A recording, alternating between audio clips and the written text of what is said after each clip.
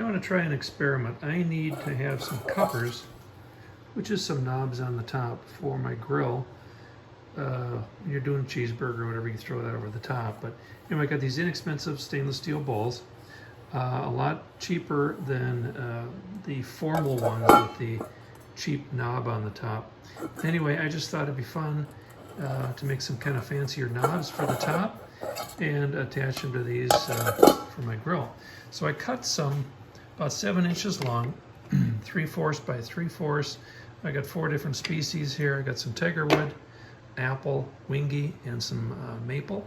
I'm going to glue those in a chunk here and drill some holes, throw them in the lathe, and see what comes out. Anyway, that's the preliminary, so we'll get started. So now I squared it up in the saw. Actually, I didn't square any of the sides. I just cut it to the same width as it glued up as. So it's a square cube, as much as I can make it a square cube.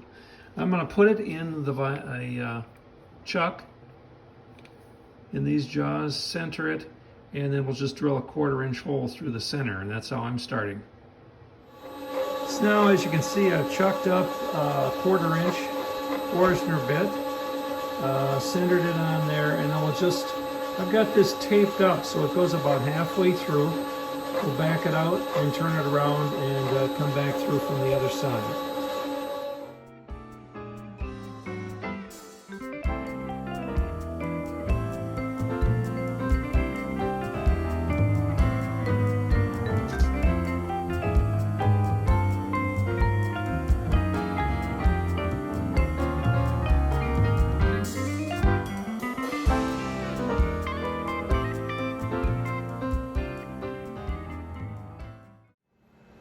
So now, once I've got the 1/4 inch hole through and through, I'm going to chuck this up. Got to put a hole in each one of these 4 sides. I've chucked up an 1 inch bit, Forstner bit, in the drill chuck for this. And I've marked it at about 3/4 of an inch, which is about halfway through. Should be pretty much exactly the way halfway through. And I'll go just past center with that on each cut. And we'll go from there. And I'm sure if you've watched any kind of turning before, you've probably seen this technique before. But it's kind of fun, and I thought it would be fun in this application. So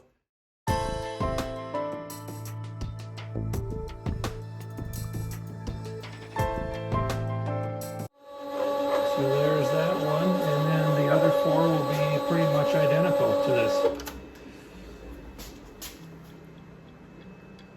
It seems easiest now, once you've got the hole through and through, at least on 1 of or 2 of the sides, that it's easiest now just to do a little bit of sanding to get that hole kind of cleaned out and looking better. And then when you're finished with the other 2 holes through and through, do that as well and repeat that. Then you're done with the sanding, and you can move on to the outside and smoothing that round.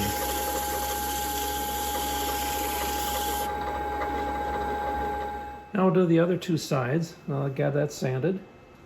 Get her started up again here. And you'll see as it comes through that hole, we'll go about halfway through again.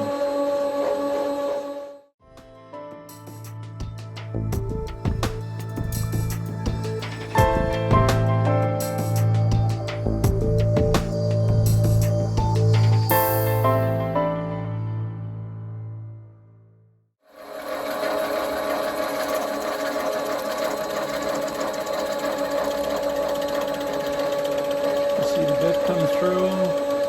And we want to bring the cutters at least to halfway, which is right there.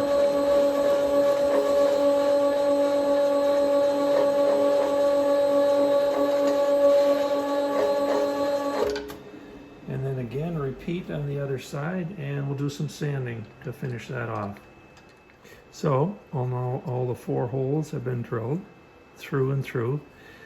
Sanding I took down to about an 80, which for my purposes right now, this is about as close as I want to get. We'll probably certainly do a little finer later. But now we'll put it on a pen mandrel, or if you've got a 1/4 inch bolt that you can put through something, a plate, anything. In fact, I've got kind of a makeshift one that I started with, but I just got this new pen mandrel, and I think it's going to work out okay. So I'll show that to you next. So here it is chucked up in my pen mandrel, and I have found, and maybe that's cheating, but these edges are a 1/4 inch or less, and I have found that putting tools on here typically will just break it apart, unfortunately from experience. So I think unless you're extremely light in getting any of this stuff off, I have been using graduated sanding grits while I turn this, and just use sanding grit to take this down to as far as you want to take it round. You know, starting with a coarse paper, pulling it on here, and just take some of the sharp points off and coming down. Now it does take a while, granted, and it's a little frustrating, frankly, but it's going to preserve this, and it's going to get you to the right form that you want.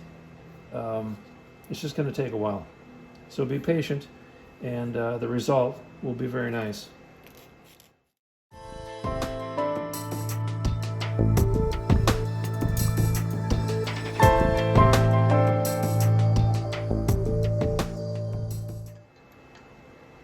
So as you can see, even with just some light pressure and just over the course of a couple of minutes here, it has made the difference. At least taking the rough corners off. Like I said, you just have to be patient and continue on until you get it kind of to where you need it. And now I got this in the mail yesterday from Amazon, but anyway, it comes with these little 2-inch Velcro attachments, and then these spongy little things that fit on there. And you can also get it with different grits. Now the ones packaged I got came with 60, 80, 100, 120, and 150, which is ideal for the work I'm doing here. So this is the first time I've tried this. I've got this all plugged in, ready to go, so let's give it a go and see what happens.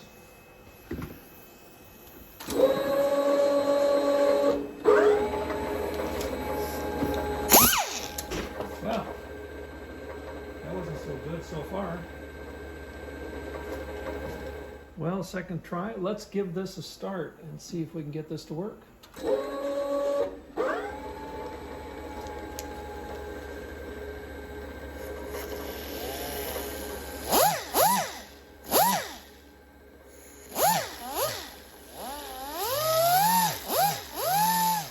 So after reviewing this product for this particular purpose, it is much better not to have that foam on, because that foam doesn't do you any good. In fact, it caused me a couple extra wounds on my hand. It's better if that foam is off. And fortunately or unfortunately, it tends to sand better on the inboard side than the outboard side. The outboard tends to loosen this nut up, and then it's kind of flopping around in there. So if you run it on the low, I've got it on a low speed, and I'm able to hold my finger on here because of the low speed to keep that tightened up.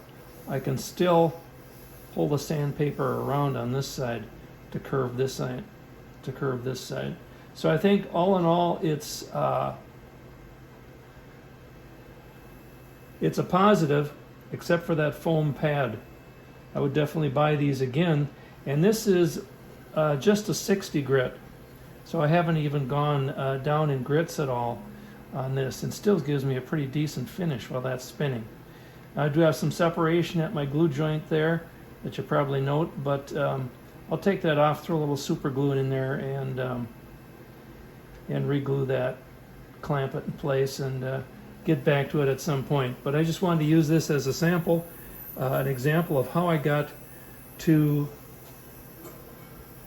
where I was with these. Now these I left a little bit more stout because I wanted a little bit more meat in there, but I just wanted to see how close I could get with some of these.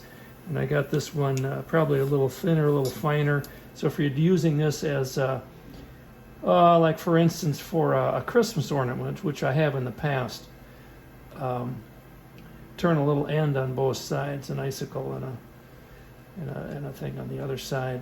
It makes for a really nice ornament, and then you can put something on the inside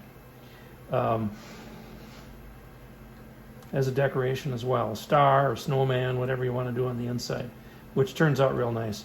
Anyway, I think that's my review on this product, and for the most part I think I'd buy it again. I'm just not crazy about those foam things, and I think they have a special application, but as of yet I haven't found it. So, well, like them or not, these are the final results of that experiment, and I think they turned out okay. I know it's a matter of personal preference, I guess. I picked up some 2-inch eye bolts at the local hardware store, and with that 1/4 inch that you initially drill through, the 1/4 inch obviously goes right through the center of it. And then I just got a nylock stainless nut and some stainless washers to go in between and on top. So nothing else, even if you don't like it, which I'm kind of on the fence, it's functional. So that's the main thing.